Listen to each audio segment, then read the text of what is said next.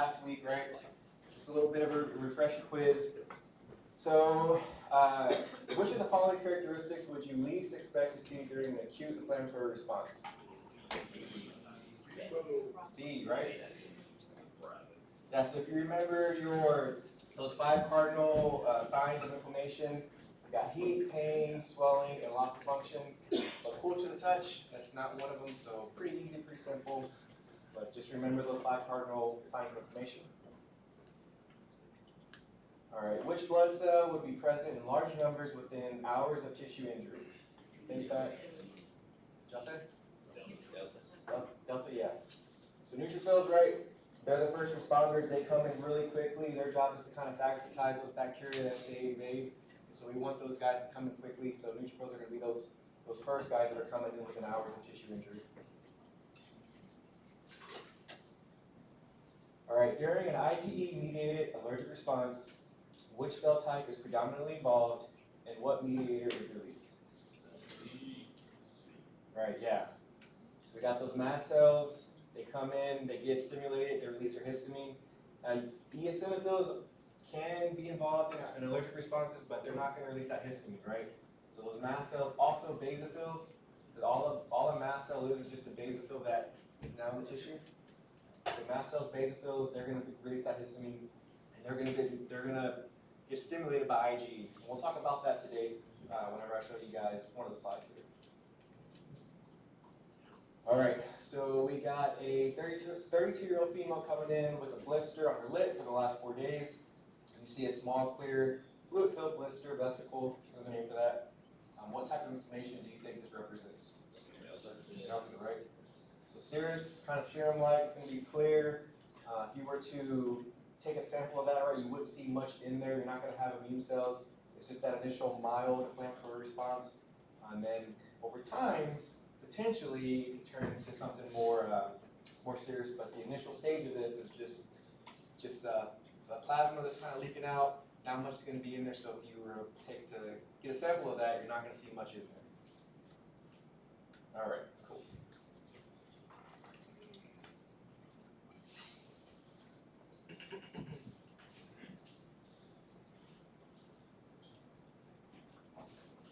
All right, so today we're going to be talking about the immune system, and we're going to kind of focus on the cells that we're going to see in an immune response.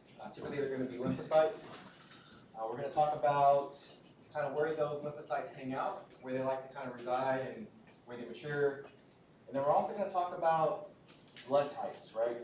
And you may be thinking, like, why are we talking about blood types with this? Well, the blood type system is a very good way to get an idea of how antigens and antibodies work. And so it's going to serve kind of as our kind of framework to just get a good understanding of what an antigen is and what antibodies are. The blood typing system, do any of you guys know your blood type? You guys know? Okay. So you've heard A, B, ABO, and all that kind of stuff. So hopefully, I'm going to try to go slow on it because some people may not know this, and sometimes it can take some time to get your head wrapped around it. But if you have any questions, please raise your hand because it can potentially be confusing. But I'm gonna go slow and just make sure everybody understands kind of what's involved with that. And then we're going to talk about an abnormal immune response. And so sometimes the immune system can kind of go overboard, and then sometimes we can have a deficiency in our immune system. So we'll talk about that towards the end. So first, when we're born, right, we have to have some type of protective mechanism because it takes time for our body to develop an immune response that is capable of fighting off pathogens. So we're born with what we call an innate immunity or natural immunity, and that's pretty simple, right? If you think about your skin, you're born with skin, right? And so you want to keep, and that the purpose of our skin is to do a number of things, but kind of serve as a barrier to keep infectious diseases out of our body. We're born with white blood cells, neutrophils, macrophages. Again, we want those guys, they're ready to go just in case when we're an infant, we get some type of infection, we have some type of defense against that. We have our complement proteins. We talked about complement last week in the membrane attack complex, but we have those ready to go just in case if we get sick when we're developing our immune system, we have some type of defense. Now, our acquired immunity, that takes time, right? That takes time to develop. When you're born as a baby, you do have some antibodies, but typically it's from your mother, so it's passive immunity. You get those antibodies from your mom, but you have to take time to actually encounter some type of pathogen, some type of antigen, in order for you to develop an antibody against that, your protective mechanism that's going to serve you later in life. If you think about those kids, if you've ever had kids or been around babies, you know they like to kind of touch things and put it in their mouth, or just the things you wouldn't do because you've learned. These kids like to do that, and we've kind of evolved to do that, right? And the benefit of that is that if we're introducing foreign things into our body, hopefully it doesn't harm us, but what we're able to do is to kind of see that foreign antigen, that foreign thing that doesn't belong to us, and then over time make some type of antibody, some type of protection against that. That way if we encounter it again, we're ready to go, ready to fight it off. So during those early years, we're kind of learning what's us, what's not us, and that's what's going to make us immunocompetent. All that means is that our immune system is robust. So if we encounter something, we should be able to fight it off. If we didn't have an immune system, anything could kill us. Any small bacteria, any cold virus would harm us. And there's one case at the very end that I'll show you that where essentially these people don't develop an immune system at all. So they are very susceptible to becoming infected with certain pathogens and dying from them. So we need our immunocompetence, we need our immune system to help us fight off pathogens. That way we just stay healthy and live a long life. So our immune system, we're going to talk about our tissues and cells here. So we have something called primary lymphoid organs. And all that means is that these are where our lymphocytes, which are heavily involved in our immune response, this is where they mature. Now, we got two different types, right? We have our T lymphocytes and we have our B lymphocytes. And it makes it pretty easy. So your T lymphocytes, they mature in our thymus gland, right? Kind of over here in the center of our chest. Now, both of our lymphocytes, really all blood cells, they're going to come from the bone marrow. But eventually, the T lymphocytes are going to leave that bone marrow, go to our thymus, and that's where they're going to mature and develop. That way they can serve their purpose in our body. Now we got our B lymphocytes. Our B lymphocytes, again, they come from our bone marrow, but they stay in our bone marrow. They mature there. And then when they mature, they leave our blood, and then both of these, both T and B lymphocytes, go to what we call our secondary lymphoid organs. Now, if you were to look at both of your lymphocytes under a microscope, you wouldn't be able to tell what's what. They both look the same, but they have different roles. Both of them do, but they look the same. Doesn't really matter. I mean, if you're not going to be looking under microscopes at lymphocytes, but it's hard to distinguish them if you were just to kind of visually look at them. But they have two distinct features. Now, our secondary lymphoid organs, these are where those lymphocytes go, and this is where they do their job. So we have our lymph nodes, right? And you guys in physical exam, you are doing your submandibular, submental, all that kind of stuff. That's where these lymphocytes like to hang out. And we want them there because that's where they are kind of scanning our body, looking for those foreign things that shouldn't be there, those antigens, right? They also reside in our spleen. They also reside in our mucosa, in our GI tract, in our airway. But primarily, lymph nodes are kind of the mainstay. That's where we can actually appreciate them. Unless somebody has a humongous spleen, then sometimes you can feel that. But most of the time, when you are seeing your patients and you see some type of lymphadenopathy, some swollen lymph nodes, all that means is that your lymphocytes are seeing something that's not supposed to be there, and they're going to work. Okay. So our T cells, our T lymphocytes. So we got two types. We got our T helper cells, and we got our cytotoxic T lymphocytes. Now, lab will sometimes call them CD4 cells or CD8 cells. Doesn't really matter. All that means is that CD is just it's a protein on the lymphocyte. It stands for cluster differentiation. And essentially it's just a marker to tell us, like, okay, this is a CD4 cell, this is a helper cell, or this is a CD8 cell. Doesn't really matter, but what I want you to understand is that those helper T cells, they have a big, big role. They kind of serve as like the general, right? They tell a lot of our immune cells what to do, especially our B lymphocytes.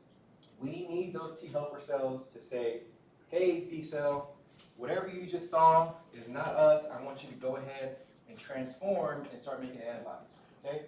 They also can stimulate our macrophages to become more phagocytic, so kind of make them more aggressive, if you will. But the main thing I want you guys to understand is that we need these guys to help our B cells transform and start making antibodies. And then we got our cytotoxic T lymphocytes. Now these guys are good. We want these as well, because what they can do is if they encounter an antigen, they see something that's foreign to us, they can go and then go to every single cell within our body and make sure that if they see that antigen again, they're able to destroy it. They don't need, they do get help from T helper cells, but for the most part, they can go and they can kill cells that are infected on their own. And it's important because there are some viruses, there are some bacteria like chlamydia that goes into our cells and they hide. They hide from our immune system, because when they're hiding inside the cell, our immune system says, okay, I don't see anything. But what these cytotoxic T cells do is they go to that cell, and that cell is able to tell the CD8 cell, like, hey, I'm infected, go ahead and destroy me, and then that CD8 cell destroys it. So these are very, very important on killing those cells that are infected with viruses and bacteria that are inside the cell. Sometimes tumor cells as well, because sometimes cells can have tumors and our immune system doesn't see it, and they kind of send out this signal to those T cells saying, hey, I'm infected, or I have a tumor in me, or I have a tumor gene, go ahead and kill me. So we want that. And then we have our B cells, right, our B lymphocytes. So these are the guys that are going to make your antibodies. Like I told you, they're going to hang out in our lymph nodes and our spleen, and they're kind of scanning those organs to make sure that if they see something, they can mount that defense. So what happens here is that these guys are hanging out in our lymph nodes, our spleen. They encounter an antigen. It's not supposed to be there, right? What these guys do is they take that antigen and they take it to that T helper cell. And they say, hey, T helper cell, is this us or is it not us? The T helper cell is going to tell the B cell, okay, this is not us. Go ahead and make something against that, and we can fight it off. But what it's going to do is going to tell that B cell to differentiate, to change, to mature into what we call a plasma cell. And these plasma cells are essentially B cells that have matured. They developed all this endoplasmic reticulum, and now they're making a ton of antibodies against that antigen that they saw. So it's not the B cell necessarily that's making the antibodies. It's the plasma cell. Same cell, it's kind of like the basophil and the mast cell, right? They're just going to mature. They're going to develop these kind of special endoplasmic reticulum that's going to start making these proteins that are essentially these antibodies that we're going to make. And all they're going to do is make that one antibody. So they're not going to change, they're not going to start making antibodies. If they make an antibody against pollen, they're not going to make an antibody against mites, right? Their job is to make that antibody for that one antigen that they brought to the T cell and said, is this us or not us? So that's their purpose. Now, there are different kinds of antibodies, and Lab's going to get into, have you guys had Lab yet? No? Okay. Lab's going to get into this with you. They're going to get into different types of antibodies that we make, because we can make a lot. And what kind of determines what antibodies we make is really that helper cell. That helper cell is going to tell that B cell, that plasma cell, I want you to make this type of antibody, whether it's IgG, IgE, IgM, and they all have different purposes within our body. For example, IgG, these are very, very small antibodies, and because they're so small, sometimes we can have problems whenever a woman is pregnant and she develops antibodies against the cells of her baby, and we'll talk about that here shortly, where it can actually cross the placenta. Normally, we want to keep that area from having antibodies in there, but sometimes if they develop antibodies against certain proteins or antigens against the baby, these IgG antibodies can actually cross the placenta and start harming the baby. IgM, these are typically the first ones made. Essentially, all the plasma cells make IgM, and then eventually the helper T cell will tell it to switch into a specific type. IgE, very important for allergies, like we talked about, the mast cells and the basophils. So they just have all different kinds of responses in our system, and we need them for certain roles. All right, so when a plasma cell makes an antibody, and it attaches to an antigen, there are two types of reactions that can happen. Either that antibody will attach to the antigen, and then it will mark it for destruction. Either a white blood cell will come and eat that, or the complement system will become activated and destroy whatever it's attached to. What also could happen is that those antibodies can attach to certain cells and then cause that cell to trigger, right? So we have this example down here. We got the plasma cell, right? It's making antibodies, it's making IgE antibodies. It actually, I gotta kind of reword this slide. It actually attaches to the mast cell. So it attaches to the mast cell, and it's just hanging out there. So you got these IgE antibodies attached to the mast cell, and they're just chilling and hanging out. Now, when the antibody, the IgE antibody actually encounters the antigen that it was designed against, it's going to attach to it. It's going to attach to the antigen, and when they attach to the antibody that's on the mast cell, it's going to send a signal to the mast cell to get to work, to release its inflammatory mediators, its histamine, right? So that's what happens whenever, if maybe you have any allergies to like cats or whatever, right? 1 minute you're fine. Next minute, if you are around whatever your allergen is, you get this immediate kind of itchy eyes, watery nose, scratchy throat. That's because that antigen got into your body. You already had these IgE antibodies hanging out on your mast cell. It triggered that antibody to trigger the mast cell to release its histamine. And like I told you guys last week, histamine it's ready to go, right? You don't have to make that. It's already, we want that. It's important for us to have that ready to go. That's why we kind of get this rapid onset of those allergy symptoms, because that stuff's ready to go, and once it gets triggered, it starts to release those granules that hit those histamine granules. Okay, so just some terms that I want you to be familiar with. So lymphadenopathy, that's what you guys are checking for when you're doing your physical exam stuff. You're looking for lymphadenopathy. All that means is that the lymph nodes are swollen, right? Now, most of the time, that's due to some type of local, either inflammatory reaction going on, or some type of infection. And what happens here is that the antigen gets into the lymph node has those lymphocytes, they say, oh, this is not us, let's get to work.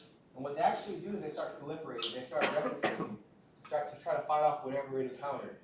It's going to cause inflammation, and so that lymph node is actually going to swell. It's going to swell from the immune cells proliferating and then from the inflammatory process. So that's why we get these kind of swollen, typically tender lymph nodes.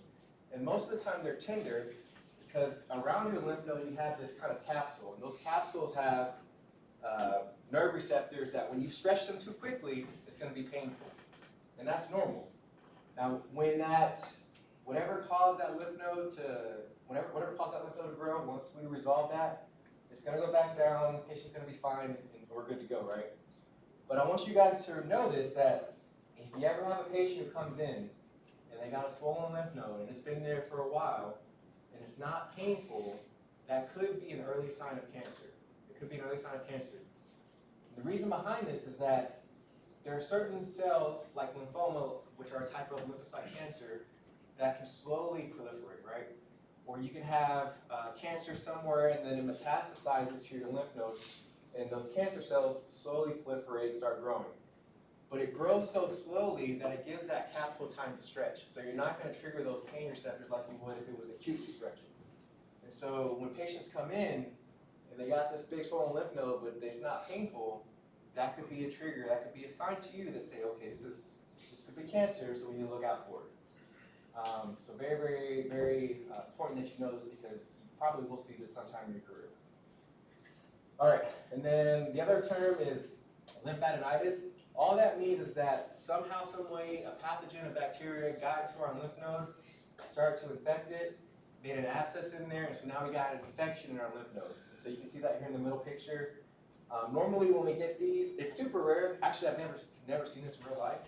But normally the way you treat this is that you either have to IND it, so cut into it, and then probably start antibiotics, because whenever you have a lymph node that's infected, that's unusual. Most of the time this doesn't happen, but if you ever see this, you're going to have to kind of cut into it and get that infection out. Because sometimes antibiotics may not work in this case, especially if there's an abscess present. And the last thing we have is lymphangitis, and all that means is that the lymph vessels, so the stuff that takes, the fluid that goes to your lymph nodes, those vessels, there's an infection in there. Most of the time this happens from some type of superficial infection that starts to spread down to that lymph vessel. So if you see here, this guy with the wound on his shoulder there, right? You can see how it's draining down into those axillary lymph nodes. You have lymph nodes in your armpit. So all that means is that those vessels are infected. The bacteria is kind of going down. While it's coming down, it's infecting the lymph vessels. And typically, if we treat this with whatever antibiotic we need to for that certain pathogen, this will get better as well. Okay, so we're going to talk about blood types here.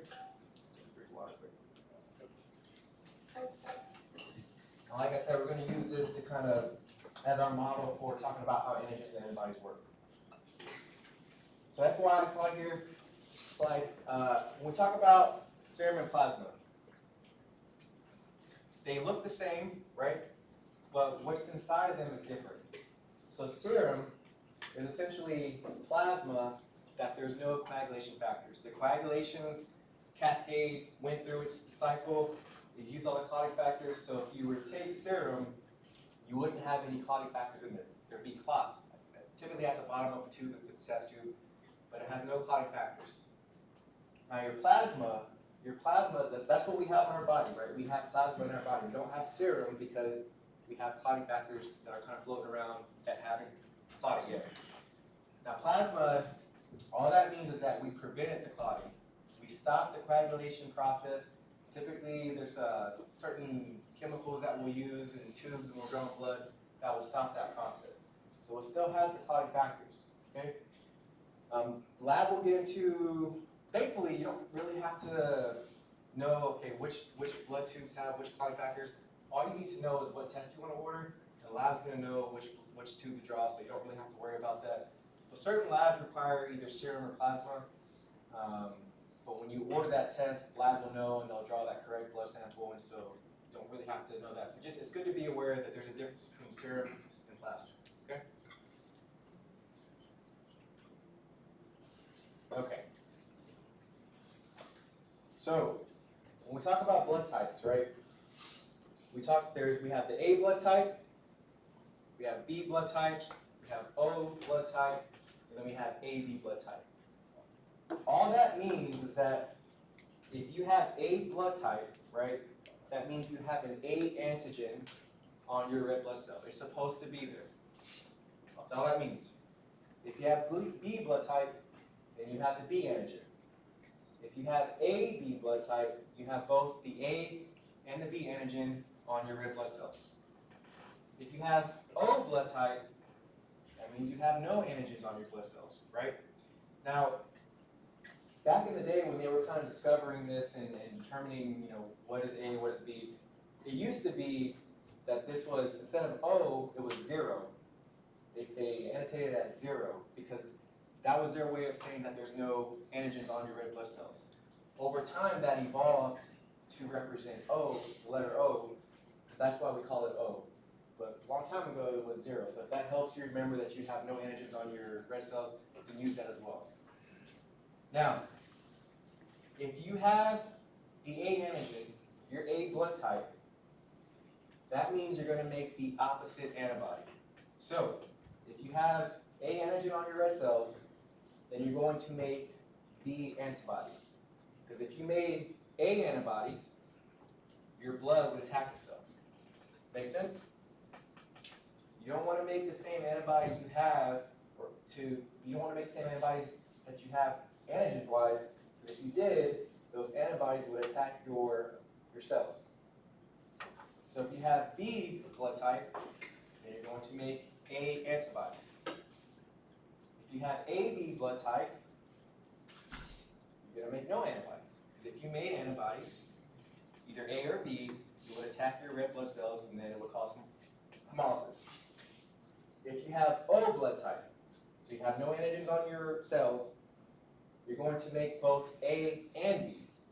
So you're just making the opposite, right? Does that make sense? Okay. Now, the antibodies, those are in our plasma, right? The antigens are on our red blood cells. So hopefully that makes sense. But normally, in order for you to make an antibody, you have to be exposed to it, typically, right? This is the one case where you're going to make antibodies against the opposite blood group without being exposed to it. How that happens is below, but I really want you to understand that naturally you're going to make antibodies against the opposite blood type. You don't need to be exposed to it. So if somebody has A blood type and they make B antibodies, that's what they're supposed to do. It does not mean that they were exposed to B blood. They made it naturally. Okay? There are some other types of antigens on your red blood cells. That's more super rare, actually. I mean, it's not rare, but most of the time they don't cause any problems. The main ones are the A, the B, and O, right? Those are our main blood type systems, or blood grouping systems. All right. So when a patient donates blood, right, they go and they donate blood. They donate half a liter of blood. When they take that half a liter of blood, that blood has both plasma and it has red blood cells in it, right? So then the lab takes that whole unit of blood, it has plasma and it has red blood cells, and they take it and they process it. And what they do is they separate it out. They separate it out. When they separate it out, they put all the red blood cells in one package and all the plasma in another package. When they put those red blood cells in a package, we call that packed red blood cells because it's packed full of red blood cells. It doesn't have anything else but red blood cells. When they take it, when they take their plasma and they stick it in their own little package, we call that fresh frozen plasma because what the blood bankers do is that they'll freeze that plasma. That way we don't destroy any of the clotting factors that are in there. That way we can use it later on when we need to. If we don't freeze it, then we're not going to be able to use it later on. So that's why they call it fresh frozen plasma. All right, so in our red blood cells, in our packed red blood cells, all we're going to have are red blood cells, right? So if we have A blood type, all we have are A red cells in there. We're not going to have plasma in there, okay? Because it's just the red blood cells. Now, if we were to take that A patient's blood and separate it out and get their plasma is going to have those B antibodies. Make sense? Same thing. If we have packed red blood cells that are B type, they're just going to have B blood cells in there with that B antigen. In their plasma, when we separate that out, just in the plasma, in that fresh frozen plasma, they're going to have anti-A antibodies. Okay? AB packed red blood cells, they just have those AB cells.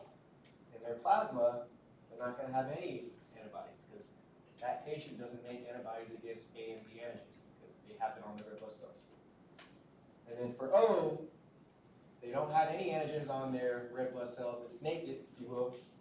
But in their plasma, in that fresh frozen plasma unit, they're going to have both anti-A and anti-B. Okay? Now, you see on that O red blood cell, there's these little like lines on there. I'm going to tell you this, and then I want you to forget about it. So I'm not going to test you on this, right? But I think it's important to know. I think it's kind of cool actually. And Blab will probably get into this a little bit more. But in all of our red blood cells, all of them, we have something called an H substance. And this is what those antigens attach to. Okay? So the A blood type people, they have this H substance. AB have it, same thing. AB, O has it, but there's no antigen top to it.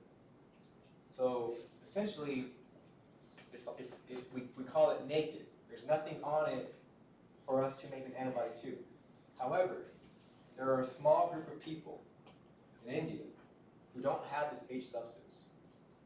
So if you were to blood type them, if you were to get their blood type, they would look like they're an O blood type. But what they do is that they make antibodies against this H substance. So if you were to give them O blood, their antibodies would attack this H substance and cause damage. They're called Bombay blood type. Super rare. You're not gonna hopefully ever experience it in the United States, but that's what that is. Okay. But again, I'm not going to ask you a question like that because it's super rare and I used to actually work in a blood bank, and I never saw it, and I did a lot of blood typing. So, but that's what that is, okay? So going back to our A patient here, right? If they have, if we have a patient who has A blood type, then all they can receive are A blood products, A packed red blood cells, or O blood, because those A packed red blood cells just have the A antigen. If we give them O blood, there's no antigens on there, so they can receive that as well. Make sense? So if we have a B patient, what kind of blood can they get? What kind of packed red blood cells can they get? B and O, okay? If we have an AB patient, what can they get? What's that? Everything. Okay. If we have an O patient, what kind of packed red blood cells can they receive? Just O, right? Because if we give them A, they have antibodies in their blood against that. Now let's flip this. Let's flip it.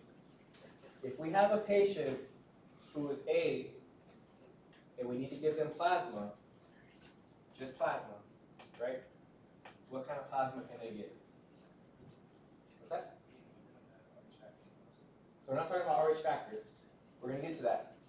But if they just have A, what kind of plasma can they get?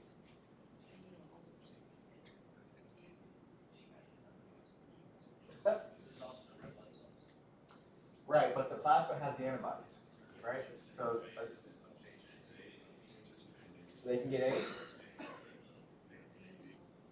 What's that? What else? Oh, okay. So we have an A patient, and they're just getting plasma. That plasma has the antibodies in it. Okay? If they just need plasma, this is an A patient, they can have A plasma, or they can have AB plasma. There's no antibodies in there. Make sense? We're just talking about plasma there. If we have a B patient and they just need plasma, then we can give them B plasma. We can give them AB plasma because there's no antibodies in that AB plasma. Clear? Okay. If we have an O patient and they just need fresh frozen plasma, what plasma can they get? AB? Sure. They can get O? They can get all of them. Because there's no antigens on those red cells. So if we give a patient really any plasma, it doesn't matter because those antibodies are in the plasma, and they're not, there's no corresponding antigen to the O patient. Okay? So it's kind of the reverse with plasma if we're just giving plasma.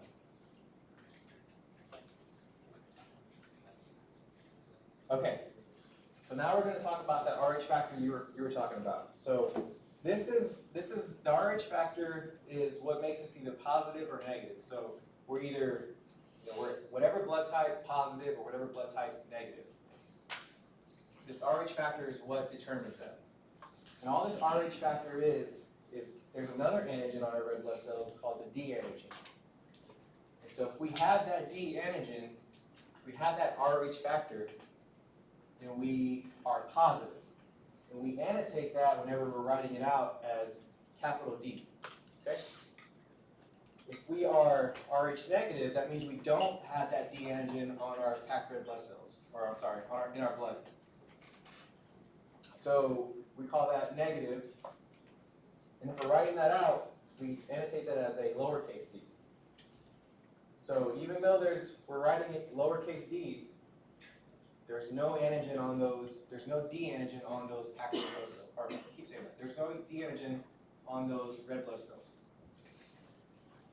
Now, if a person is whatever positive, right, A positive, B positive, AB positive, they're not going to make antibodies against the D antigen because they have that D antigen on their red blood cells. And if they did that, they would attack their red blood cells, right? But unlike the ABO system, you have to be exposed to the D antigen in order for you to make D antibodies. They don't occur naturally with this one.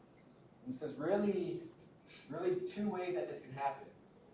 If you have a mother who is Rh negative, she does not have the D antigen, and she has a baby who has the D antigen in their blood, if there's some type of mixing of the baby's blood with the mom's blood, then that mom will be exposed to those D antigens on that baby cell, and the mom will make D antibodies. This is not good if that happens, and I'll show you why here in a second. The other way this happens is that if we give somebody a unit of blood and they're negative, they're Rh negative, we give them a unit of blood and it has those D antigens, well then that person is going to make antibodies against those D antigens on those cells we just gave them. Okay? Now in order to kind of combat this, we have something called ROGAM. And ROGAM, all it is a man-made anti-D, it's a D antibody that actually, if there's some type of mixing, especially with mom and baby, what that ROGAM does is it coats the fetal D antigen cells, it coats them, that way our immune system doesn't see them. If it doesn't see them, it's not going to make antibodies against it. So it kind of covers it up, it covers those D antigens, and it kind of hides it from our immune system, and then the spleen will eventually take it, get rid of it, and we never mount any type of antibody response to these antigens. So very, very protective. And typically, we try to give that if there's some type of, if we know there was some type of exposure within 3 days of the exposure, because that's when it works the best, okay? But just to kind of recap, so an Rh negative person, they're going to produce anti-D if they're exposed to those D antigens, but an Rh positive person is not going to make anti-D because if they did, it would harm their own cells. Okay? Okay, so going back to mom and baby, right? So if we have a negative mom, Rh negative mom, she does not have the D antigen, she has a baby who has the D antigen, and there's mixing of the blood. Typically this happens during delivery because that placenta will tear and then the baby's blood will get into the mom's circulation, and that's how the mom gets exposed. If that happens, the mom will make the D antibody, okay? But that baby's already out of the system. The baby's not out of the mom. And so the first baby's fine. Baby delivered, baby's healthy, but now the mom has this new antibody, okay? If the mom becomes pregnant again, and that baby has positive blood, the D antigen on their blood cells, this mom will make those IgE antibodies. It'll be IgG anti-D. It's against the D antigen. And those, I told you already that those IgG antibodies are small, and it will cross that placenta and start attaching to those babies' red blood cells with that positive D antigen. And what will happen there is that the baby's spleen will see this coating and start to destroy those cells, start to get rid of them. It says, hey, these have antibodies on them, these must not be good, let's start to destroy them and get rid of them. What that will do is cause the baby to become anemic. And if it continues to happen, the baby essentially will will not have enough red blood cells. So we call that hemolytic disease of the newborn. It's also called erythroblastosis fetalis. We call it that because if the baby's anemic, if we're decreasing the number of red blood cells they have, then the baby's bone marrow is going to start pushing out these immature red blood cells. They're called erythroblasts. So that's why it's called that. Now there's different ways of kind of treating this if it does happen. And I think pediatrics will get into that potentially. So it doesn't necessarily mean, like in real life, if this happens, we're going to watch it. We're able to do some pretty amazing things if this happens. So most of the time, if we catch it in time, we can do certain things that will hopefully have a good outcome. But if we don't know it or if we don't catch it, well then the mom's anti-D will essentially destroy those baby's red blood cells and potentially cause fetal death. Okay. But like I said, if the mom is Rh negative, normally the normal process, just in case this happens, to reduce this from happening, we're going to give that mom ROGAM at 28 weeks and then we're going to give it again after she delivers within 3 days. Typically, they're going to give it pretty quickly. And that's just in case, because we don't want this to ever happen. We'll also give it if there's some type of trauma. So say like a mom falls, and we don't know, or we're not sure, we'll give Rogaine. There's no harm to giving Rogaine, but there definitely is harm if we don't give Rogaine, and this mom develops those D antibodies. All right. So I don't think on your slides I put FYI on there. So make this an FYI slide because this is good to know, I think, but I'm not going to, there won't be any questions on this, but it's good to know. If you are able to somehow know the genotype, kind of the genetics of a person, then you're able to determine that their potential of having a baby with a specific type of blood type. You have to know the genotype, you have to know what they inherited from their mom, inherited from their dad, in order to determine this. If you know that, then you can kind of get an idea, okay, well, if I have a mom who her dad was A blood type and her mom was O blood type, and now she has both genes for the A and O, and then same thing with dad, right? Dad has D and O genotype, well then we can kind of mix and match that and determine our chances of having a baby with whatever blood type. Same thing with the D. Now, if you look at that, yeah, go ahead. So sorry for the Rogaine. So it has to be given to the mom like 2 times.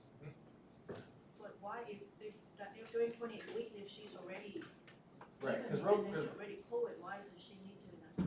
Right, because Rogaine doesn't last forever, right?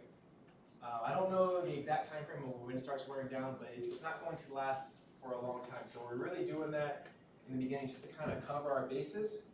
So definitely after delivery, there's a high chance of fetal and maternal blood mixing. So that's why they give it within that 3-day time frame. So it's just more as a precautionary type thing.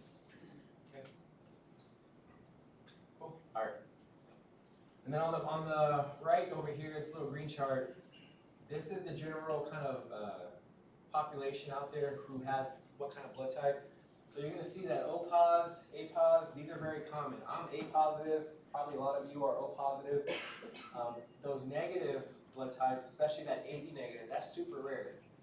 When I worked in the blood bank, I don't really remember ever really seeing AB negative blood because it was very, very rare. I mean, it's out there for sure, but if you're an AB negative patient and you need AB negative blood, and this is more so like whole blood, especially if you're deployed. I know, have any of you ever managed like a walking blood bank before? Yeah? Yeah. So if you have an AB negative patient and you're giving whole blood out there, this might be a little bit harder. Now there's like low O titer and all that kind of stuff, and so that definitely mitigates some of that, but this chart's just to show you that there's certain blood types that are more prominent than others. Okay. All right. Let's take a 10-minute break.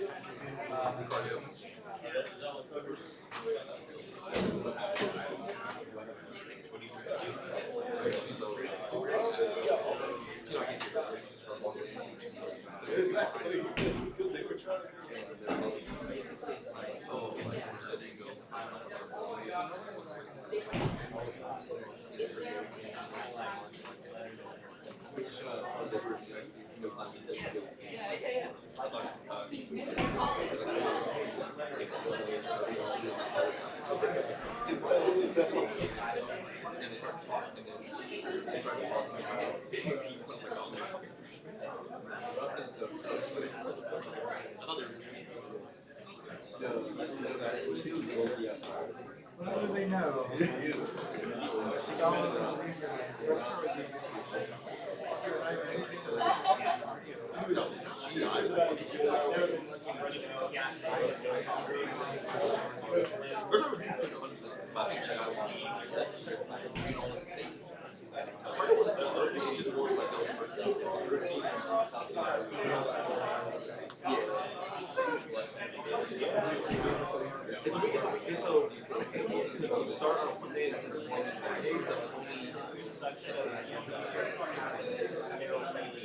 It's only the beginning, yeah, but I think those other tests that we had that were part of it. And then you really have to focus on it. Well, you do, but then now it's like much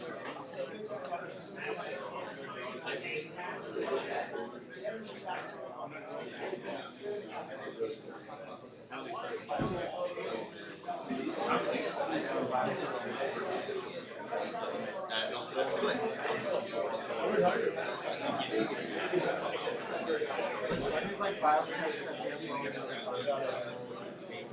like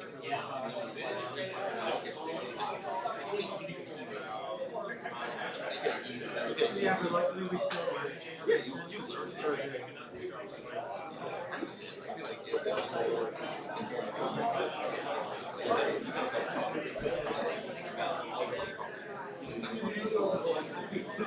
even though it's like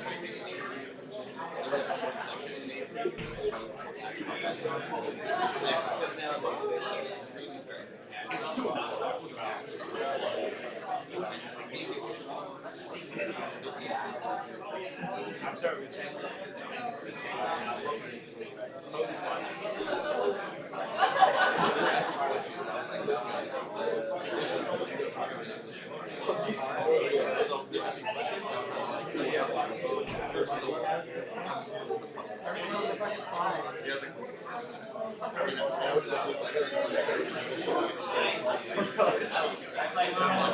the only like the problem was like it was like you're like you know how like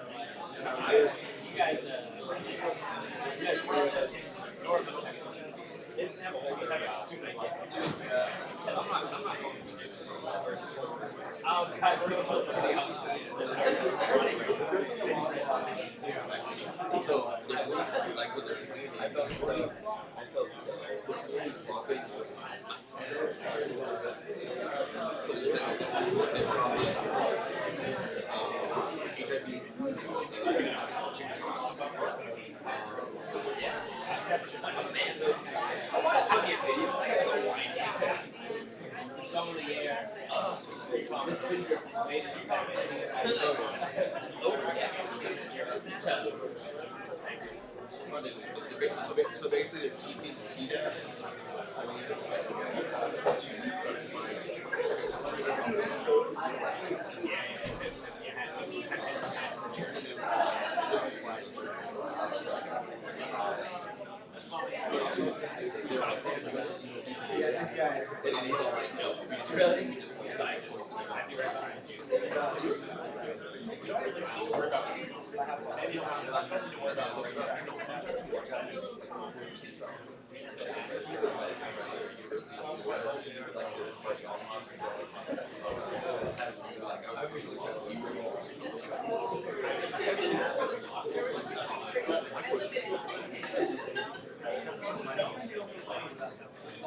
Alright, let's go back. Let's start to our last slide paper. Alright, so let's go back to our. Okay. So when it comes to blood typing, right? You may do this potentially if you're ever deployed somewhere, but most of the time this is what our lab folks are doing. This is how they determine what someone's blood type is. So what they do is they get a patient's blood, right? It has they spin it down and they take those red blood cells and they drop it onto this slide.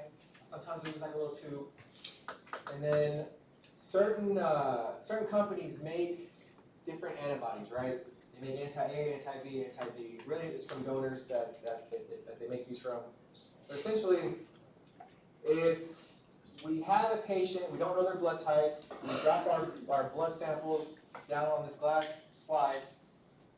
If they have the A antigen and we drop the A antibody, what that's going to do is it's going to stick to those antigens on that red blood cell, and it's going to cause those cells to agglutinate, to come together. And when that happens, when you look at it on the red blood on this slide, you're going to see these little clumps there. So this first one, we drop the anti-A on the patient's red blood cells, we got that agglutination, we got that clumping, and as a result, that patient, we can say, has A blood type, right? When we drop anti-B on it, there's no B antigen, so it's not going to agglutinate, it's not going to attach to anything, so it's going to just look like it looks right there, just kind of, there's no clumping. When we drop the anti-D on it, those red blood cells have a D antigen, it's going to clump, those antibodies are going to stick to each other, stick to the red blood cells, so you're going to get clumping. So, what do you guys think about the middle one? What blood type do you think that is? B positive, yep. How about that last one? O negative. Now there's little, I gotta look at this actually, I remember when I was here, I had the same thing on my slide, the Filkerson dogger. I don't know if that's accurate or not anymore. Maybe it's changed. Hopefully it has. It's been there for a while probably. Anyways, okay. So when we talk about giving blood, right? We kind of already alluded to it previously, but when you are giving blood, there's what we call the universal donor and universal recipient, and this is only talking about packed red blood cells. Don't get confused and think this is the same as plasma, because plasma is the opposite. Okay. So if you are O positive, right? That means you can receive O positive blood and O negative blood. Makes sense? Because you have no antigens on your red blood cells. In your plasma, you have both anti-A and anti-B. So if you give any other type of blood, then your body's going to attack those cells and it'll cause a lot of problems. However, if you're AB positive, that means you can receive everybody's blood because you have no antigens or you have no antibodies in your plasma. And so if we give you any blood really, packed red blood cells, you're going to be fine. When you think about plasma, it's the opposite. I don't have any plasma slides on here. I need to add one eventually. But if you have any questions about that plasma piece of it, come talk to me. Okay? So it's just the opposite. Go ahead. So the anti-D, if you've been exposed and you make it, is that in your plasma then?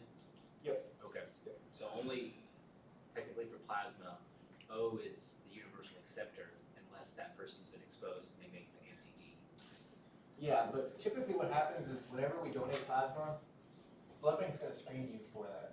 And if you have that, they're not going to, like if you are an O negative patient and you have anti-D in your body, they're not going to use that product. So most of the time we don't have to worry about that. Okay. Cool. All right, some more lab stuff here. So this is more so if you ever work in the ER, if you ever work in surgery, this is where you're going to be ordering these tests. I don't think I've ever ordered a type and screen, type and cross. I haven't actually, haven't practiced. Okay, but this is just for your awareness and good to know, and then definitely lab's going to get into this. But so whenever you order a type and screen, right, you have a patient and you want to know their blood type, and you want to know if they have any antibodies in their blood, right? And we're not talking about the ABO antibodies. We're talking about kind of these weird antibodies, because I told you that there are other antigens on your red blood cells, right? Some people can actually make antibodies to those, depending. And so what the blood bankers will do, they'll screen not only for the common antibodies you give, but they'll also screen for these other antibodies that potentially somebody can have against that antigen. These are far less common, but they are out there. Anyways, you order a type and screen. What that means is that we collect the patient's blood, we send it to the lab. The lab's going to get the blood type. They're going to say this person's A positive, or this person's O positive, or O negative, whatever, right? They're going to screen for those rare antibodies that somebody can get, and then they're going to make sure that on their blood shelves, in their refrigerators, that they have blood that is potentially compatible for that patient. If they don't, then they're going to order some just to be safe. They typically get these if you're going to have surgery, but they don't think they think there's a low risk of bleeding. So if you're having like knee surgery, you may order a type of screen. You don't want blood. You don't need blood. You don't need blood specifically for this patient, but you might need it in case something happens. And so it's kind of like it makes the process a lot faster when you need blood products. But we're not reserving blood for this patient. We're just making sure that the lab's going to make sure that they have potential blood products that they can give for this patient. So that's all a type and screen is, okay? Now, a type and cross is where we say, okay, we're going to take this patient, we're going to be doing open heart surgery, we're probably going to need blood on this patient for sure. And so you, or the surgeon, is going to say, I want to have 4 units of red blood cells ready to go. I want you to not only tell me if this patient, what this patient's blood type is and if they have any antibodies, but I also want you to take those donor packed red blood cells and I want you to mix it with our patient's plasma to make sure that they're compatible. Just to make, because if we need blood, we want it right now. And so what that does is it lets the lab, it makes the lab hold those blood products. Once we cross-match it to a patient, those blood products to a patient, it makes the lab hold those blood products for that patient. And if somebody else needs blood and they want that blood, well, they can't get it because this blood is now reserved for our patient. So it potentially hampers the blood bank, especially if you have low products on your shelves. Most of the time, the blood banks have ways of kind of going around this, and not going around this, but getting more blood product if they need it. But all the type of cross is that we are reserving blood for this patient. We mix the patient's plasma with the packed red blood cells, and we say it's good to go. There's no clumping, it's just compatible, okay? Now there's something called emergency release where somebody has trauma, they're bleeding out, and we need blood right now. We don't have time for the blood bank to cross-match it. We need blood right now. We're gonna take that risk of you not doing, the blood bank not doing the cross-match, and we're gonna infuse it, because if we don't give blood right now, this patient's gonna die. So we call that emergency release, and typically we're gonna be giving, the blood bank's gonna be giving O blood.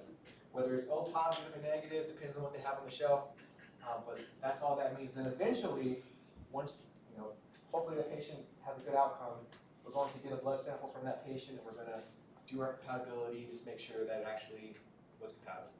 But this is really for emergency situations. When I worked over here at SAMC, we were doing this all the time. Had tons of O products, and we were always, because all the traumas that go through there, and it was crazy. But we would do a lot of emergency release blood out there. Okay, so transfusion reactions, right? So thankfully, because we separate blood products out to packed red blood cells and plasma, the risk of having a transfusion reaction is pretty low. Because there's a lot of checks that go into us actually making sure that blood's compatible with the patient. You're going to have a higher risk whenever you're doing whole blood transfusions. Now in the States, we don't normally do that. We have the luxury of having these blood products that are just packaged as as plasma or red blood cells. If you're deployed and you're giving whole blood, that's where you start having potential higher risk of having transfusion reactions, because besides packed red blood cells and plasma, you also have proteins, you also have white blood cells, you also have platelets. So that potentially has a greater chance of causing an immune response. But in the States, where we're all going to be practicing, hopefully, at least for a while, that risk is super low. Now you can have a reaction because in the packed red blood cells, they have to keep that stuff fresh, right? They have to preserve it. So there is a preservative in the packed red blood cells, and some people can have what we call a minor reaction to that. It's typically a minor allergic reaction, where they'll get hives, or they get itching, or they get warmth wherever they're getting transfused. Most of the time when that happens, we'll stop the transfusion. We'll give them something to kind of calm down that allergic response, typically Benadryl, and then the patient gets better, and then we'll start to infuse that blood again, but at a slower rate, just to make sure that they're able to tolerate that. Now, a major reaction is when we give somebody that wrong unit. When we have a patient and we give them B packed red blood cells, that's where we have this major reaction. Super rare, like I said, because they're doing cross checks. They're not just going to say this is good to go. There's, the blood banker is doing the compatibility testing, and then somebody else is going behind them and checking it as well to make sure that it's truly compatible. But if that does happen, if we give somebody the actual wrong blood type, what happens is that that patient's antibodies, so say you're A, you have A blood, and you give somebody B blood, right? You have anti-B in your system, those B antibodies are gonna start attaching to those B red cells that you just gave the patient, and they're going to activate that complement system that I talked about. It's going to start causing lysis of those red blood cells. Now you're getting this huge amount of complement that's spilling out. And not only that, but you're also kicking off the inflammatory process, and so your immune system, your blood vessels are vasodilating, and you're getting this leakage of fluid that should be inside of your blood going out to the interstitial space into your tissues. And so your blood pressure is dropping, that fluid's also getting into your lungs, and so now you're having difficulty breathing. You're going to kick off that systemic inflammatory response, and so you're having those fevers and chills that I talked about last week. So this is a very, very dangerous and potentially deadly outcome. And when that hemoglobin starts to kind of get released from those cells, it can actually damage our kidneys, because hemoglobin is a pretty big molecule, and if our kidneys are trying to process all this hemoglobin, then it can cause blockage and then cause those kidneys to start to become damaged and start to fail. So normally when this happens, we're going to give lots of IV fluids to try to flush out those kidneys from that hemoglobin. We're going to contact the nephrologist because we need them on board to do their thing as far as the kidneys go. And then we're going to collect, we're going to take that donor unit, we're going to collect that patient's blood, we're going to send it back to the lab to say, hey, what happened here, where was the mistake done? There's going to be a huge investigation if this ever happens. Super, super rare, okay? Sir, if that were to happen, how long until you can give them another unit of blood? Like, what's the process? Is that Another unit of blood? because if they're still having a reaction, they still need the blood? Like, how do you tell if they're having reactions to the new set of blood? So if this is like an emergency situation, it'd be harder to tell, I would think, because if you're giving blood that you don't know kind of what's going on, like you don't know if it's compatible, right? Typically, when I've seen this, I haven't seen this actually, but when I think about this, oftentimes we'll give blood like to our anemic patients who have like cancer potentially, and they need fresh blood. I don't know. I don't know how long you want to wait. I don't know.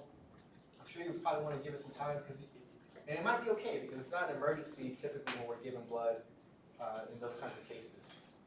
But as far as time frame, I would think into the patient's a lot better, but I don't know the exact time frame that you would have to wait before you can give them this blood. Cool. Sharp question. Yep. I didn't see it in any of the slides or the ClinLab slides, but can you speak on titers? Yeah, you're talking about like whole blood? Whole blood titers, yeah. For like a lot of us are gonna go to roll 1 units and we're gonna need to know. Some of the non-medics probably don't know about that. Yeah, so when we talk about whole blood, right? Because when you're deployed somewhere, you're probably not gonna have, unless you're like at a big facility that has a blood bank there. If you're out somewhere where you're by yourself, you're not gonna have packed red blood cells in your backpack. You're not gonna have pressure over plasma if you don't have a freezer, right? So they have this thing called a walking blood bank. Essentially, before you deploy, the lab's going to identify certain people who have O blood type, right?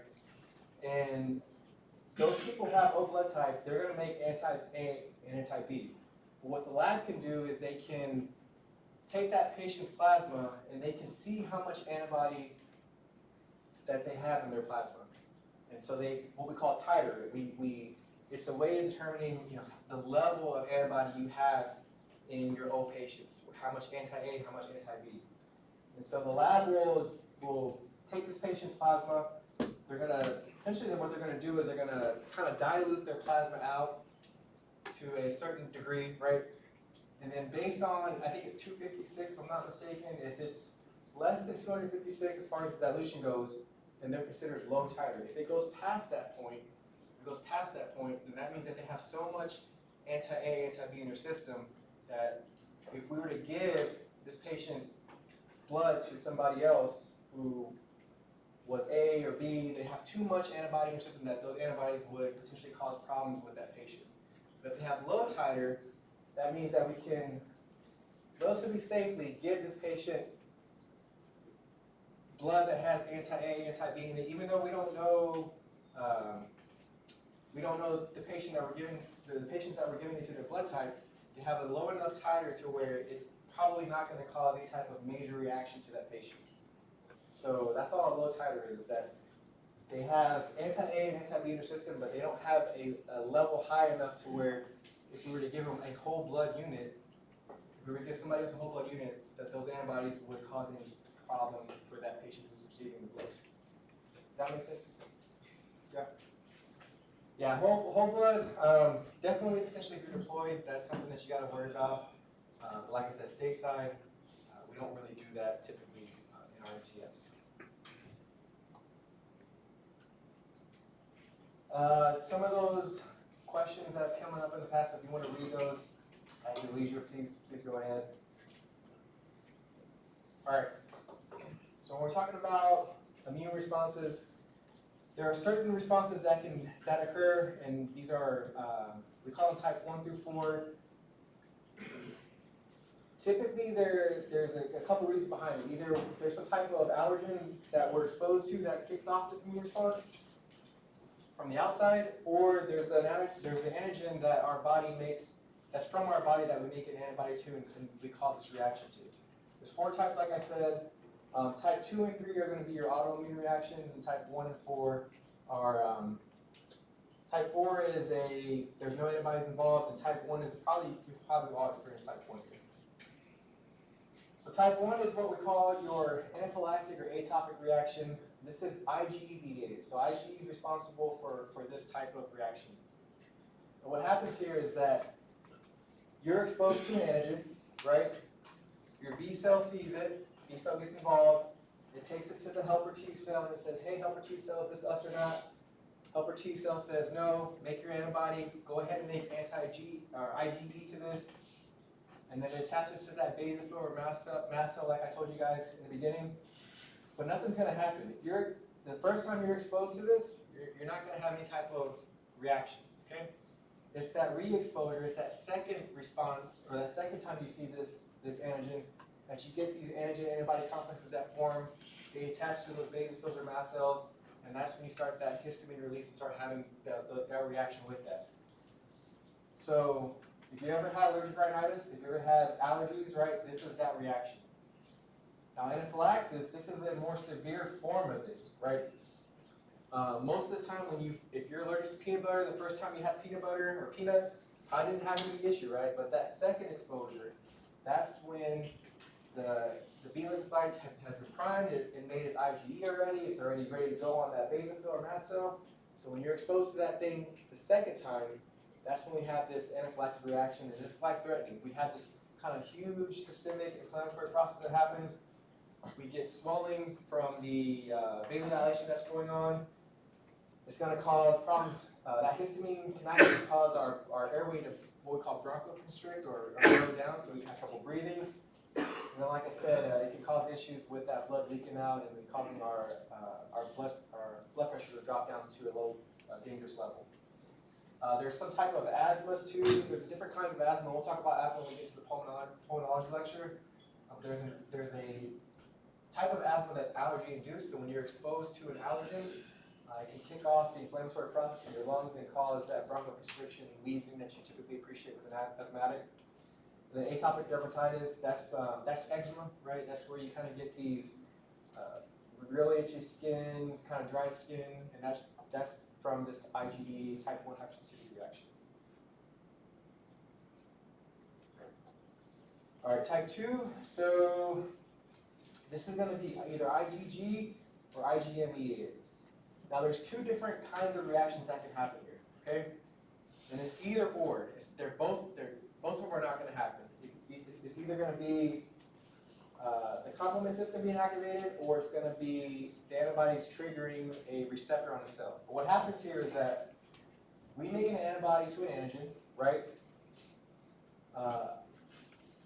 This could be from either some type of internal antigen that we shouldn't have made an antibody to, or it could be some type of extrinsic antigen, so like a medication that you're given, your body can make an antigen to that or antibody to that and cause issues. But what happens here is that we either have IgG or IgM,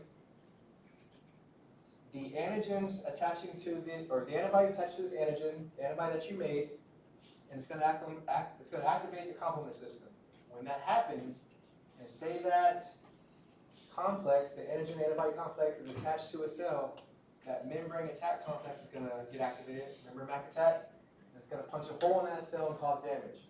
So this is typical for your autoimmune hemolytic anemia. So when your red blood cells somehow get some type of antigen on it that your body sees as foreign, makes an antibody, it's going to attach to those red blood cells, activate that complement system, and cause those cells to lyse. Now the other way is through, like I told you, when the antibody is actually attached to cell receptors. And either, it depends on the disease process, but if it attaches to a cell receptor, you can either stimulate that tissue, that cell, to either release its hormones, or it can block that receptor so that it no longer functions. So a classic example of this is what we call Graves' disease, or hyperthyroidism. With this, we make an antibody to a thyroid receptor that's on our thyroid. The antibody attaches to the thyroid receptor and stimulates the thyroid to make thyroid hormone. And when it does that, it causes too much production of that thyroid hormone. And you're going to get patients who have hyperthyroid symptoms. Typically, you're going to get palpitations, you're going to get sweaty, you're going to have diarrhea, you're going to feel really hot. Essentially, it increases your metabolism, right? It's an easy way to remember that. But it's either or. If antibody attaches to the thyroid receptor, it's not going to destroy it. It doesn't work that way. Different disease processes have different kind of mechanisms of how they work. But there's kind of two under this, so it's a little tricky. But if I was to give you a case on this, it would be very clear on which one I'm talking about. Okay. All right, type 3. So with this one, we have antigens and antibody complexes that form. So our body makes an antibody to an antigen, right? This antigen flows around our blood. The antibody attaches to the antigen, and it's kind of floating there, right? Now, when those complexes form, they can potentially be too small for our white blood cells to see them.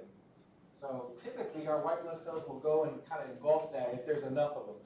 But if they're too small, or we make too many of them, that's another way, then those complexes can get stuck because they're not being destroyed like they should. They get stuck as they're going through our blood. They typically get stuck in our blood vessels. And when they get stuck there, it can kick off that complement system. Now, the thing with this is the membrane attack complex will still be activated, right? But the main mechanism of injury for this is that when those complexes get stuck in vessels, it's going to call in our white blood cells, our neutrophils, and those neutrophils are going to attach to those complexes and start releasing their granules. And those granules, right, have, they're cytotoxic. They cause damage to typically bacteria.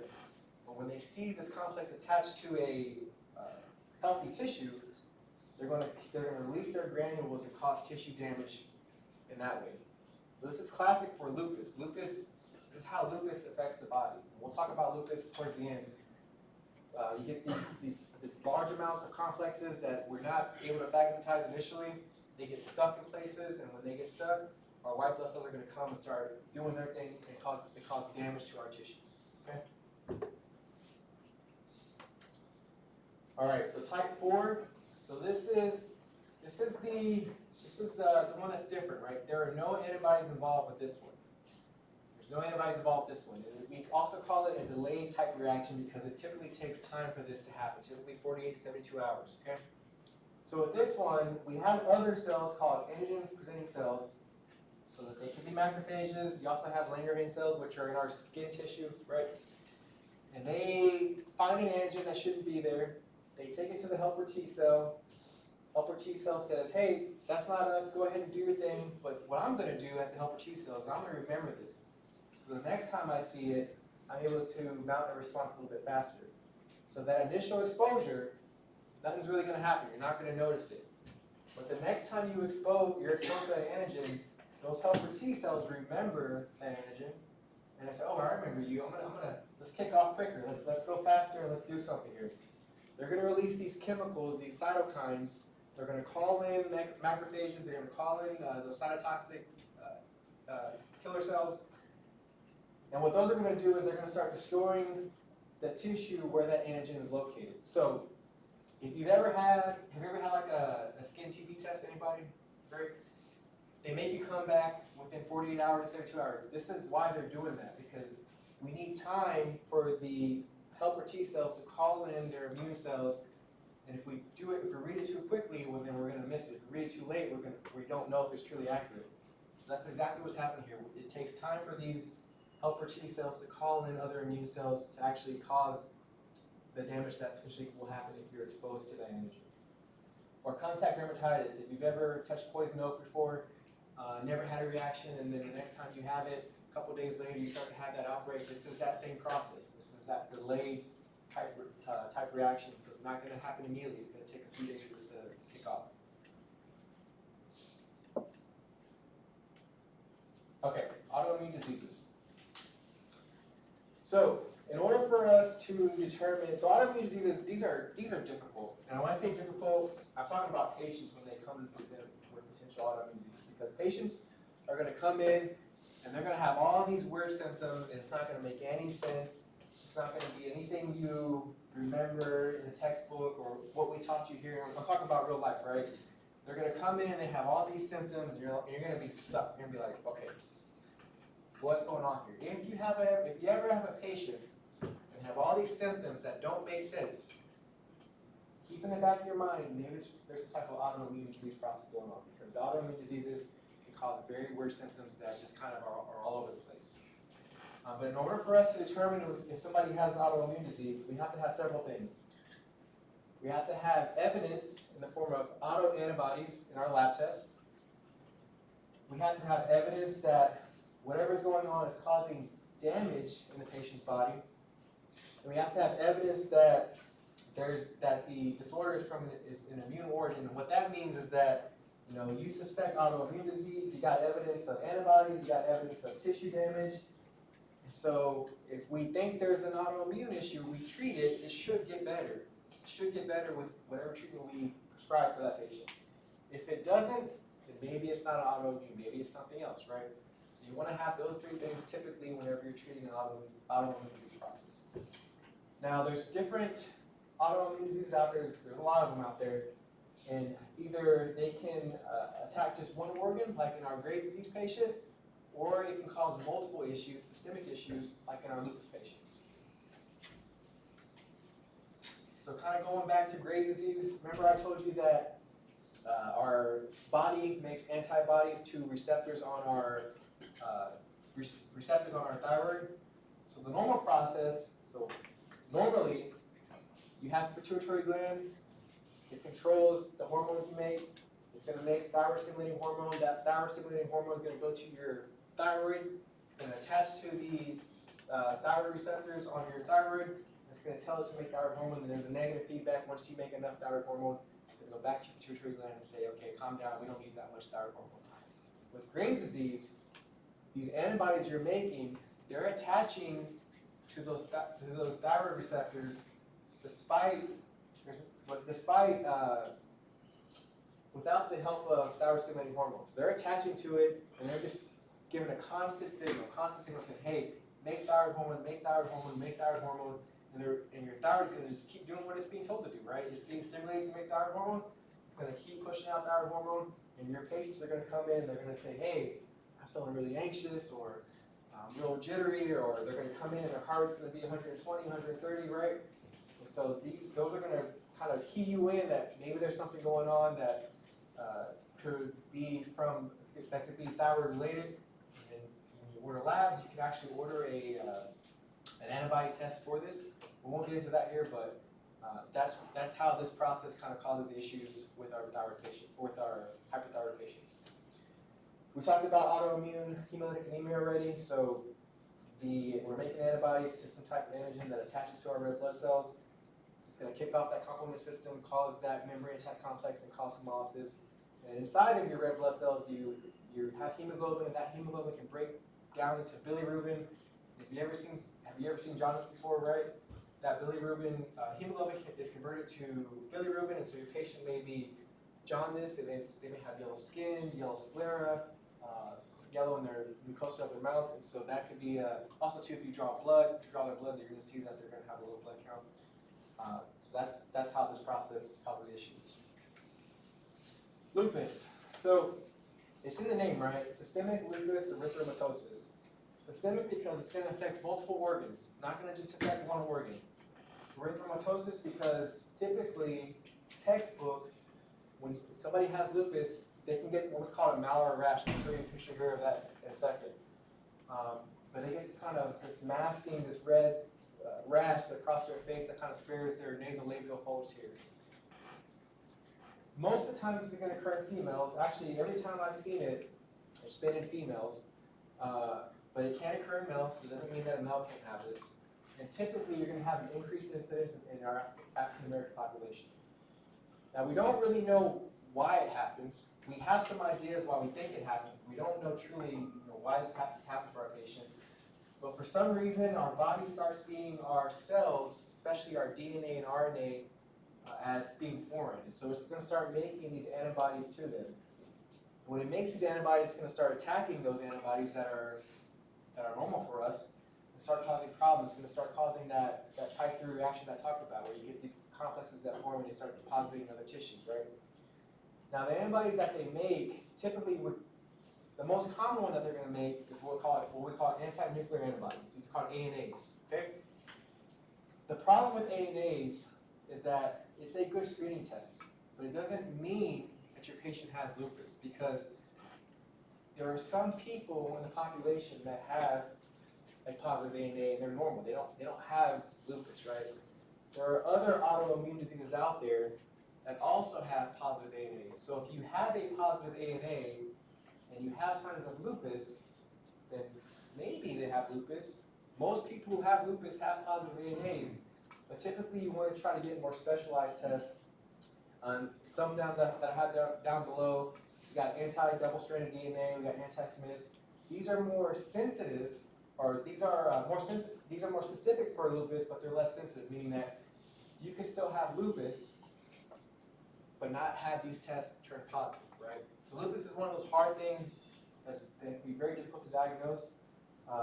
Typically, you have to take, like I talked about in the beginning, you got to have evidence that there's antibodies, you have to have evidence that there's tissue damage. I mean, typically, the way we say, okay, you probably have lupus, is that we treat them for lupus, and if they get better, well then, you have lupus, right? And I had a patient like this who kind of fit the mold, and she looked like, she acted like she had lupus.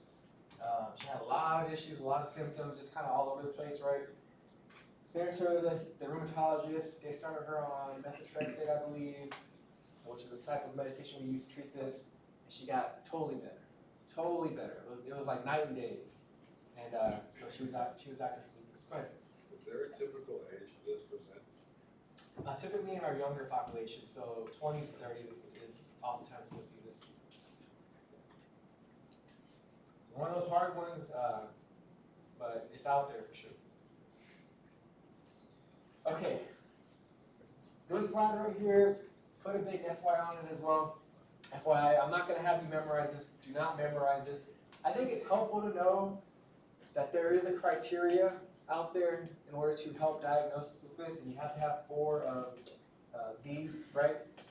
But for the most part, just kind of skim over it, get familiar with it, like understand how lupus can impact a ton of multiple parts of the body. But don't spend time trying to memorize this. What I want you to memorize, or not memorize, what I want you to be familiar with is this right here. So if somebody has lupus, textbook, they're going to have what we call a malar rash or a butterfly rash. Like I talked about, that's that kind of rash that goes over the nose, the cheeks, but it spares this, what we call a nasolabial post. It's going to have this clarity here. They can also have this, what we call a discoid rash, which is like a circular rash. It could be on the face, it could be on the skin, it could be really anywhere. They're going to get ulcers on their mouth or in the back of their mouth. Most of the time, these ulcers are actually painless. So if you think about a canker sore, they're pretty painful. These ulcers are typically painless because the mucosa, when it's impacted by lupus, it doesn't go too deep typically.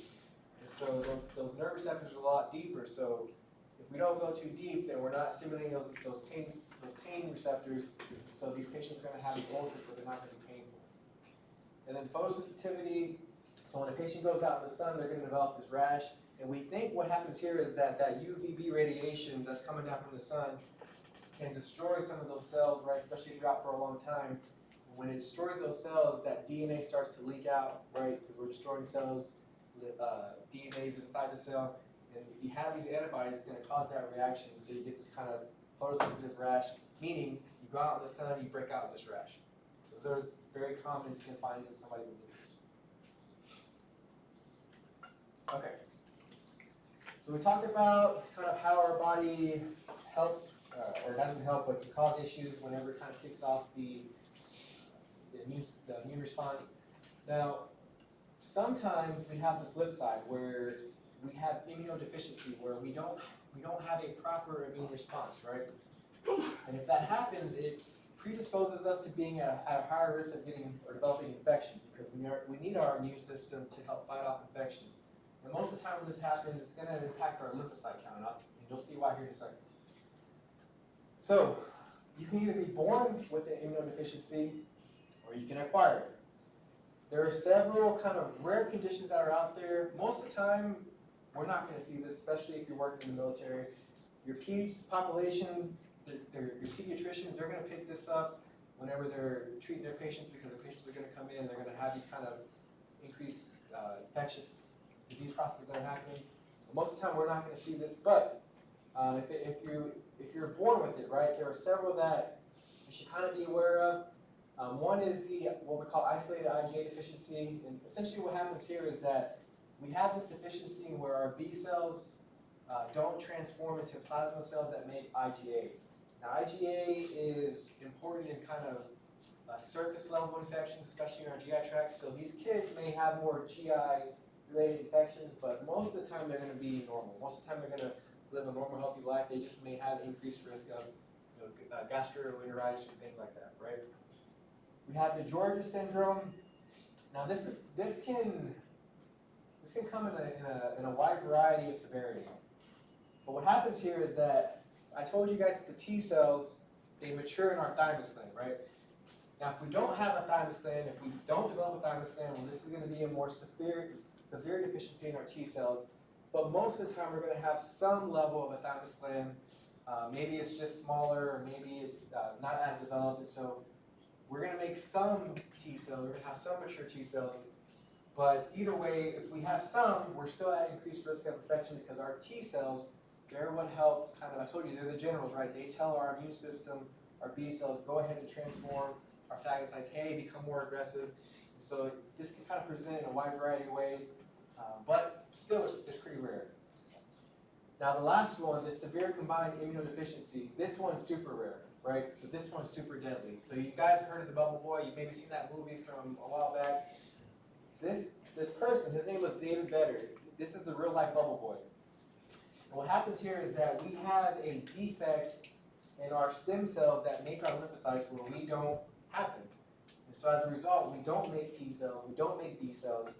And so essentially anything that's out there that's infectious, cold, bacteria, we don't have the ability to mount that response, and so we can essentially die from that. So this kid here, he was born with it, and they had to keep him in a bubble, and they had to clean all the stuff they gave him, steroids, everything they gave him, because if he was exposed to anything, it would have killed him.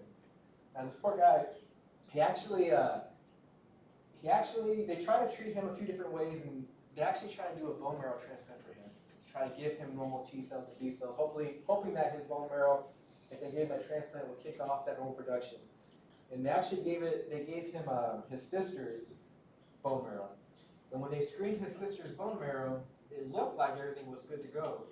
But what they didn't see was that the sister's bone marrow actually had the Epstein-Barr virus, the monovirus, right? Now, it wasn't the monovirus that killed him, but what we'll talk about tomorrow, I believe, is that mono can sometimes predispose you to developing different types of lymphoma. So this kid developed Burkitt's lymphoma from that, and he died when he was 12 just because they gave him that bone marrow transplant. So poor kid. I mean, if you look at pictures online of this guy, This is a picture of him when he was a baby, but he got older, right? And he unfortunately passed away from treatments that they were trying to give him. Okay, so then the last one, AIDS, right? Acquired immunodeficiency syndrome. This is caused by the HIV virus. So you can have HIV and not have AIDS, and so that's typical. But if that HIV virus, it loves your CD4 cells. It has a primary affinity for your CD4 cells. It loves to attack them and destroy them. It can also affect other white blood cells, but your CD4 cells, your T helper cells, that's where this HIV actually loves to go and replicate in and cause damage to and kill, right? Without those CD4 cells, then you don't have that ability to mount that proper immune response to make those antibodies against those pathogens that we encounter. Now, HIV is spread in multiple ways, right? Typically via body fluids. We got examples there: blood, semen, vaginal, rectal secretions, breast milk. There's also HIV virus in urine, tear, and saliva, but the transmission. So if you're exposed to any of those substances or fluids, the risk of you getting HIV is super low because you have to have a certain level of HIV in there for it to be infectious. Okay. It normally takes about 2 to 10 weeks for you to develop antibodies that we can check for in the lab. But what's interesting here is that about half of the cases, half of the people who develop HIV, they may initially present with just kind of like cold-like symptoms, right?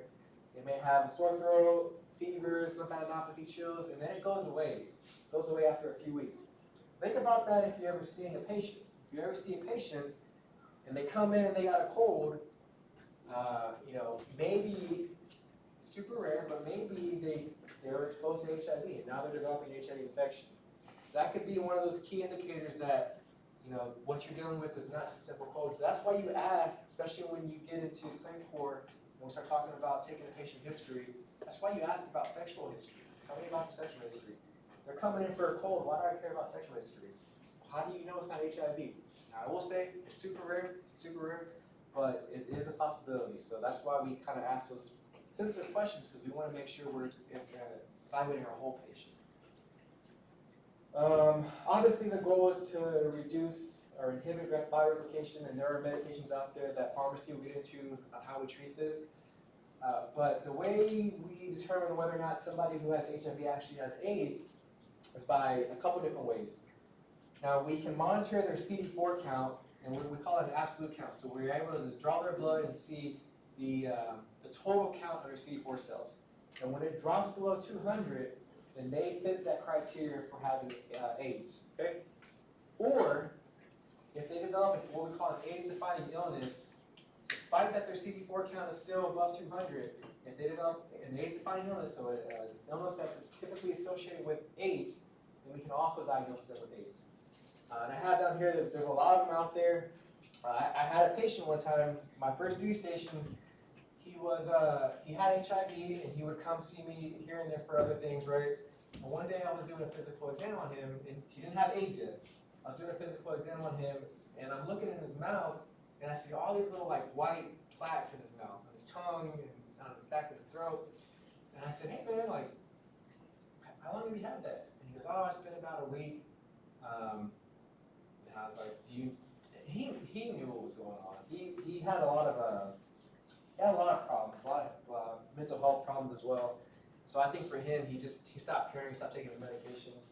But anyways, he had thrush, he had candida in his mouth, right?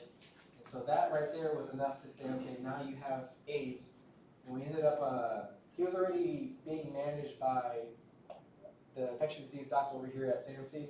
But once that happened, I called I was in California at the time.